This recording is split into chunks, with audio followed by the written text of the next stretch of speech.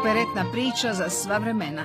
Vrti se oko ljubavi i baluna. Samome Tijardoviću jako bio važan Hajduk. On je sam igrao u prvoj postavi, osmislio je dres da bude bijelo-plavi, osmislio je grb Hajduka. Iskladao mu operetu u čast pobjede nad Englezima. Dugo su note i libreto majstra Tijardovića čekali na novo uprizorenje.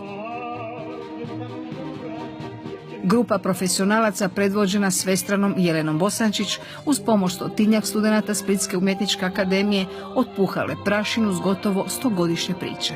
Da vam neko kaže da je to napravio neki ili napisao neki bečki majstor, vi biste mu povjerovali. Tako da je sad ovo otkriće jedna nova, recimo jedan novi profil Tijardovića koji do sad nije tako bio slušan. U prvom činu Hajduk slavi pobjedu. Zadovoljni trener bilih Čeh Matjej Prohaska vodit će momčad u Kairo.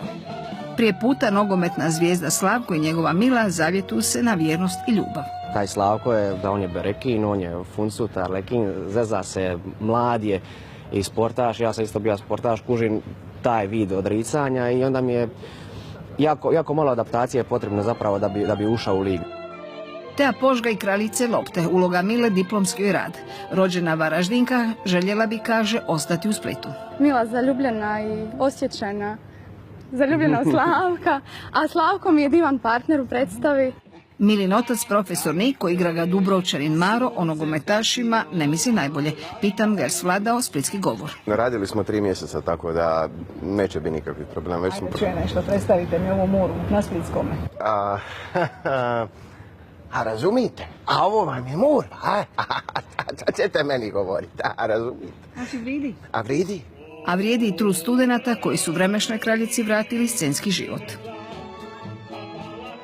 Jedan od studenata, Deni Pjanić, je radio potpuno nove aranžmane tih brojeva, tako da je glazba bitno osvježena. Ono što smo sljedeće napravili, da smo sve to skupa skratili. Hajduk i Prag trajno su povezani. Kada su braća Kaliterna Tijardoviću naručili operetu, maestro je Česima dao posebne uloge. Stefan Kokoškov, tenor Splitske opere, pokazao se odličnim trenerom Prohaskom. U Kairu zaljubljuje se u prezimenjakinju Marženku. Ja sam tu na jednom kod jedne plemićke obitelji kuharica i on se zaljubljuje, ja ga navučem naravno na palačinke i dolazi za njim u Split i nauči čak i njegovu to Nenji Knedla, tu njihovu hitoidnu pjesmicu. Biljetar Tonko povezuje sve činove i likove. Jelena Bosančić je ovo unijela, ne znam, neku dozu filma. Radnja se tako brzo odigrava, stalno svi trče, ona nas stalno šiba.